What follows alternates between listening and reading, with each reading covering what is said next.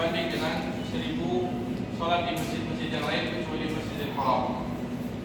Ya, dan Rasulullah SAW dan dia mempelajari satu ilmu, ya maka dia keluar seperti fisabilillah.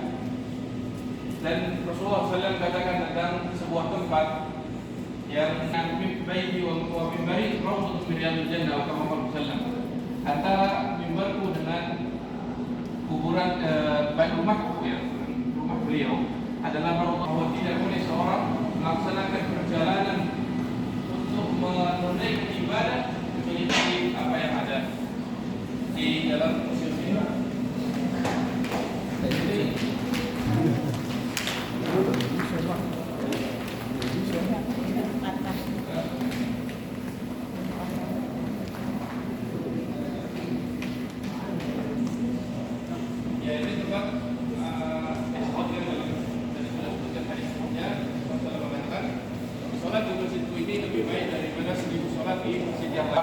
Menyampaikan risalah Rasulullah SAW dan juga tempatnya orang-orang fakir bermalam, ya, dikenal dengan ahlus suffah.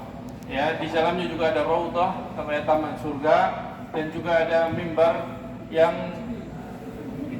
merupakan satu dari tur'ah min tura'il jannah, dari salah satu gerbang kepada surga, disebutkan seperti itu.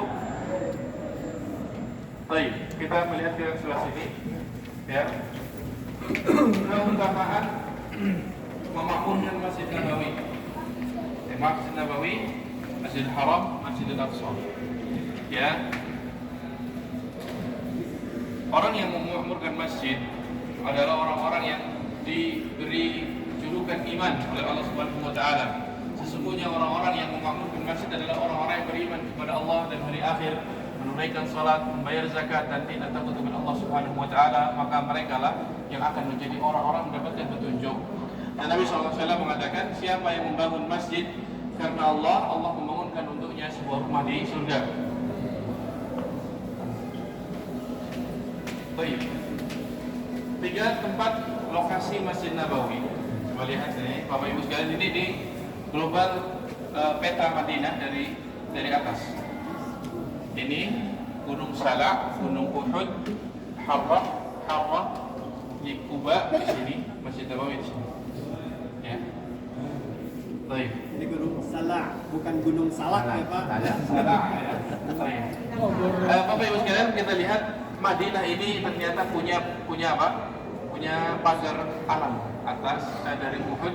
Ini Harrah, ini batu-batuan yang hitam meruncing dan tidak bisa dimasuki pasukan. Kemudian dari sebelah selatan ini perkebunan.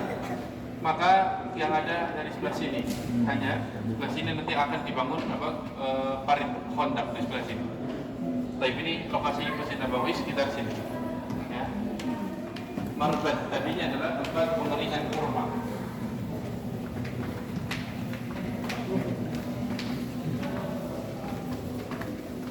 Lantai bawah Masjid Nabawi yang paling utama, yang maksudnya masjid utamanya, ini ada beberapa tiang. Di sini adalah kubur Rasulullah SAW saat ini. Yang ini. Ya. Kemudian di sini ada kotak, ya, disebut dengan nama haswah. Haswahnya di sekarang ada payungnya di tengah-tengah, ada 2. Fungsinya adalah untuk udara. Dan beberapa tiang ini ada nama-namanya, tapi kita tidak sebutkan karena saya sendiri juga kurang ingat. Kurang lebih kalau raudhah ini mimbar Rasulullah SAW di sini. Ya, ini mihrab Utsman, ini rumah Rasulullah SAW. Di sekitar sini mimbar. Ya, ini sudah ada 2 gambar. Ya, kurang lebih seperti ini. Tidak apa-apa Bapak Ibu lihat itu penampakannya. Rasulullah SAW pertama kali membangun Masjid Nabawi adalah dengan tanah liat yang mengering, kemudian dengan atap daun korma dan juga tiangnya dari pohon korma. Arah Masjid Nabawi yang pertama mengarah ke arah utara. Arah ke utara kemana? Ke Baitul Maqdis. Karena saat itu kiblat kaum muslimin ketika baru pertama kali hijrah adalah awal hijrah itu menghadap ke Baitul Maqdis, belum ke Ka'bah, menghadap ke utara. Maka kemudian Rasulullah SAW beliau sering meminta kepada Allah Subhanahu wa taala agar Ka'bah menghadap ke Ka'bah. Tahun kedua Hijriah, perubahan total kiblat dari utara ke selatan. Ini gambarnya kurang lebih seperti ini. Yang sebelah sini awal, ya. Yang tadinya itu ada atapnya di sebelah sana, kemudian dipindah ke depan. Ya, di sebelah sana disisakan sebagian untuk Ahlus Suffah. Ini Bapak Ibu sekalian, sebelah sini adalah rumah Aisyah radhiyallahu taala anha, rumah Rasulullah SAW. Betapa sederhana rumah beliau sallallahu alaihi wasallam.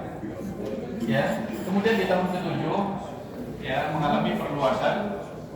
Ya, sudah kita lihat tidak ada gambarnya. Dan setelah pindah ke selatan. Setelah pindah ke selatan, ini ada atapnya. Atapnya kalau misalnya hujan ya pasti ya. Sementara di sebelah sini adalah rumah-rumah Ahlus Suffah, bukan rumah, masjid tempat menginapnya Ahlus Suffah. Di tengah-tengahnya tidak ada atapnya. Kondisinya seperti itu. Masjid Rasulullah Shallallahu Alaihi Wasallam. Adapun ini adalah rumahnya Aisyah radhiyallahu anha. Ada pintu langsung masuk, ya, dan beliau. Dan ada pintu Atika, ada juga Utsman bin Jibril, ya, dan di sebelah utara ini ya, Umar bin Khattab radhiyallahu anhu memperluas Masjid Nabawi. Ya, ketika Rasulullah sudah wafat tentunya ya. Beliau memperluas Masjid Nabawi ke arah timur dan ke arah utara. Ya, sehingga saat itu ya beliau menambahkan 5 meter ke sebelah utara, yaitu aslinya ya di Nabi SAW. Kemudian ditambah oleh beliau ke arah timur, ke arah Aisyah ya, bukan ke arah barat apa? Karena aslinya ini kan hadap ke selatan ya, hadap selatan, ke sana timur dan sana adalah utara. Beliau menambahkan 2 tempat tersebut, sehingga apa? Menjadi 3.575 ditambahkan dari 13.000 kurang lebih 13.000 meter persegi. Dan beliau menambahkan adanya pasir di tengah-tengah. Pasirnya dari mana? Dari lembah Aqid, lembah yang diberkahi yang disebut dalam hadis Rasulullah SAW. Dan beliau mau menjadikan atapnya lebih luas ya. Baik. Kemudian ini adalah perluasan di zaman Utsman bin Affan radhiyallahu anhu. Perluasan di zaman Utsman bin Affan radhiyallahu anhu di mana beliau memperluas bangun masjid ya sehingga menjadi sekitar 16.000 meter persegi, dan beliau mengganti total tembok. Total tembok beliau ganti dengan yang lebih kuat, bukan sekedar dari tanah liat yang mengering, dan beliau mendatangkan kayu dari India untuk menjadi atap yang lebih layak untuk Masjid Nabawi. Ya. Dan beliau menambahkan ke arah kiblat. Jadi beliau memundurkan mihrab. Mihrab itu tempat sholat imam. Yang tadinya di Raudhah, beliau majukan ke mihrab yang disebut mihrab Utsmani, yang kalau bapak-bapak itu ziarah ke kubur Rasulullah SAW, nanti akan melihat ada mihrab yang tidak dipakai. Tempat sholat imam yang tidak dipakai itu mihrab Utsman. Baik.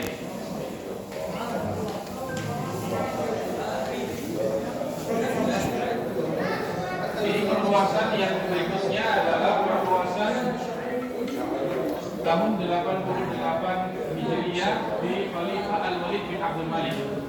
Khalifah Jawa Al-Walid bin Abdul Malik rahimahullah ta'ala, yang mana beliau menambah dan memperbaiki banyak sekali bagian dari Masjid Nabawi, di antara menambahkan 4 tempat adzan ya, menara adzan, kemudian menjadikan atapnya menyeluruh, tinggal bagian tengah yang disisakan ya, dan menjadikan bagian timur ya rumah Aisyah radhiyallahu anha beliau masukkan ke dalam lingkup masjid dengan cara ditambahi tembok di sebelah ya, seperti itu ya, ada gambarannya.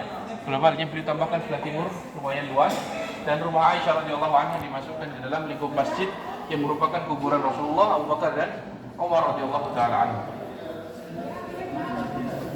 Bapak Ibu sekalian, ini kita lihat tentang rumah Rasulullah SAW di sekitar Masjid Nabawi. Ya, Ini Masjid Nabawi ini, ya, Rasulullah SAW rumah-rumah istrinya. Memang beliau istrinya banyak ya, dan itu merupakan anugerah Allah Subhanahu wa Ta'ala kepada beliau. Tidak boleh kita berkritisi sama sekali, karena ini adalah anugerah yang Allah berikan kepada beliau. Baik, beliau menjadi rumah Aisyah di sini, ya. Kemudian sebelah-sebelahnya adalah rumah Hafsah, kemudian juga rumah Saudah binti Zam'ah, ya. Aisyah ditutupi dengan korma, terus ada pagarnya, ada pintu menuju masjid langsung, ya, itu rumah Aisyah radhiyallahu anha. Kemudian ketika dikuburkan, ketika Rasulullah wafat, ya, Aisyah radhiyallahu anha menjadikan adanya tirai, dan beliau dikuburkan di sebelah situ dikasih tirai supaya terpisah mana rumah mana kuburan, ya. Kemudian ketika Abu Bakar radhiyallahu anhu wafat, beliau dikuburkan di samping Rasulullah SAW. Apa? Ke sebelah utara ya, ke sebelah utara lebih panjang, yang mana menambahkan sekitar berapa meter itu? Subhanallah. Fokusnya sebelah utara memang, fokusnya di sebelah utara, yang itu sampai mencapai 12,5 meter, berarti sekitar tambahannya mencapai 40.000 meter persegi.